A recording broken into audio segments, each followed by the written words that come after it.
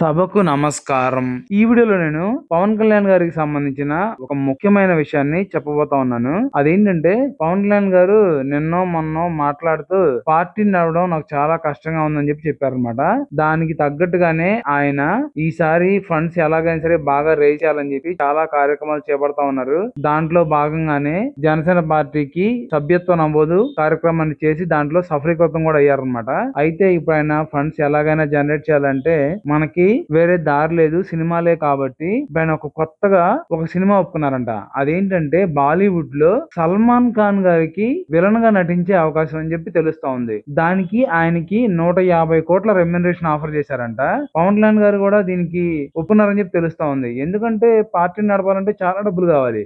ఆయన తెలుగులో అయితే సినిమా చేయాలంటే చాలా డేట్స్ ఇవ్వాలి, చాలా టైం పడుతుంది. అదే ఇలాగా villain role, side character role అయితే చాలా తక్కువ టైం లోనే, తక్కువ డేట్స్ లోనే ఫినిష్ అయిపోయింది. అలాగే ఆయన అనుకున్న రెమ్యునరేషన్ కూడా వచ్చింది అనమాట. అందుకనే ఆయన ఈ ఆఫర్ కి ఒప్పుకున్నారని చెప్పి తెలుస్తా ఉంది. నిజంగా ఇది గనక నిజమైతే ఇండియా వైడ్, నిజం చెప్పాలంటే ప్రపంచ వ్యాప్తంగా బాక్స్ ఆఫీస్ షేక్ అయిపోయింది అనమాట. కలెక్షన్స్ అయితే మామూలుగా ఉండవు. ఇది నిజం అని చెప్పి నేను మనస్ఫూర్తిగా కోరుకుంటున్నాను. ఎందుకంటే ఇలాంటి ఒక మంచి వ్యక్తి ఎవరి దగ్గర ఫండ్స్ తీసుకోకుండా, ఎవరి దయాదాక్షిణ్యాలతో బతకకుండా సొంతంగా పార్టీ నడిపితే మాత్రం ఇంకా ఫ్యూచర్ లో మన ఆంధ్రప్రదేశ్ కి అలాగే భారతదేశానికి చాలా గొప్ప గొప్ప పనులు చేయగలరు అనమాట. నిజంగా పవన్ కళ్యాణ్ గారు అనుకున్న ప్రతి కళ నిజం అవ్వాలంటే ఇలాంటి తప్పనిసరి ఆయన కూడా చేస్తారని చెప్పి నేను నమ్ముతా ఉన్నాను.